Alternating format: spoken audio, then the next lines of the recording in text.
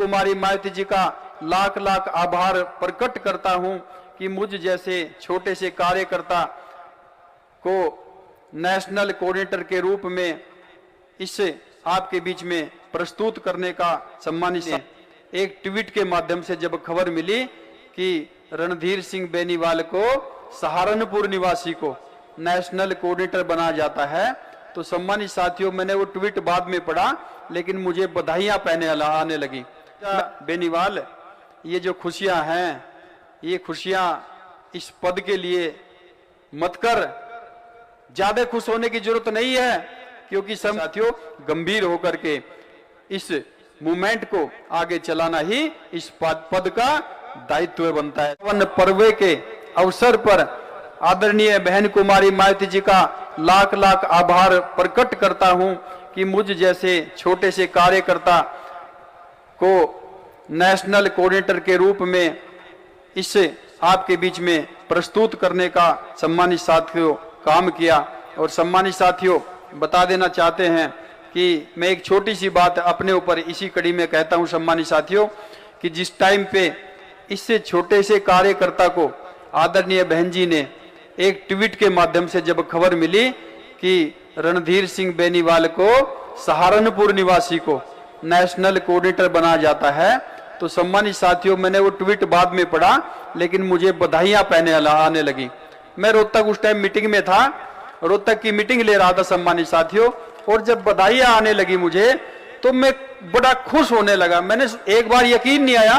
कि मैं भी कहीं नेशनल कोऑर्डिनेटर बन सकता हूं, लेकिन आदरणीय बहन जी का आशीर्वाद और उनका हाथ, और सम्मानित साथियों उनके आशीर्वाद में वो ताकत है सम्मानित साथियों कि छोटे से कार्यकर्ता को और फर्श से लेकर के अर्श तक पहुंचाना सम्मानित साथियों एक सेकंड का काम है। इसलिए सम्मानित साथियों जब मैंने सुना कि बधाइयों के माध्यम से बहुत सारी बधाई आने लगी और मैंने देखा कि वाकई मैं कोऑर्डिनेटर बन गया हूं, मुझे यकीन नहीं आ रहा था सम्मानित साथियों, मैं खुश बहुत हो रहा था। और मीटिंग में उस टाइम पे सम्मानित साथियों मैं संबोधित कर रहा था। मैंने अपना भाषण थोड़ी देर के रोका और प्रदेश अध्यक्ष को मैंने बोला, जमालपुर जी है वहां पे, उनको मैंने बोला कि भाई मीटिंग आप ले लो और मुझे बधाइयां जो आ रही हैं, फोन ज्यादा बज रहे हैं, डिस्टर्ब हो रहे हैं, मैं एक कमरे में अलग बैठ रहा हूं, जाकर के अलग बैठा सम्मानित साथियों। और मैं 10 मिनट तक मेरे अंदर और कॉन्फिडेंस वाली खुशी झलकने लगी, और मैंने सोचा कि 10 मिनट तक जब खुशियां ज्यादा झलकने लगी सम्मानित साथियों, वो मैं समा नहीं पाया। मैंने सोचा बेनीवाल, ये जो खुशियां हैं, ये खुशियां इस पद के लिए मत कर, ज्यादा खुश होने की जरूरत नहीं है,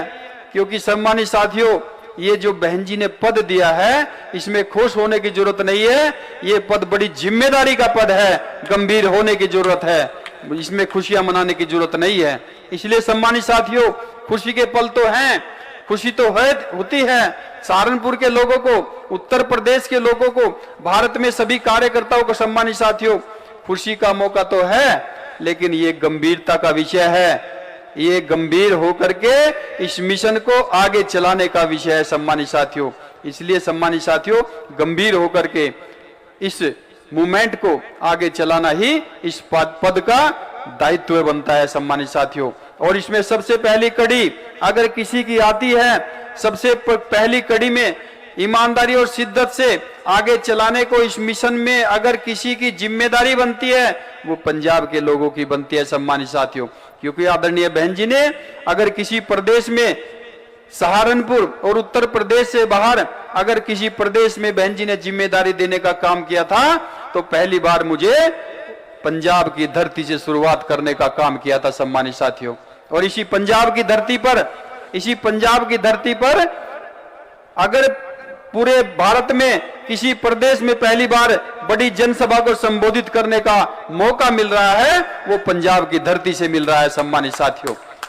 साहब काशी राम जी की इस धरती से मिल रहा है। ये धरती बड़ी लक्की धरती है सम्मानित साथियों। ये धरती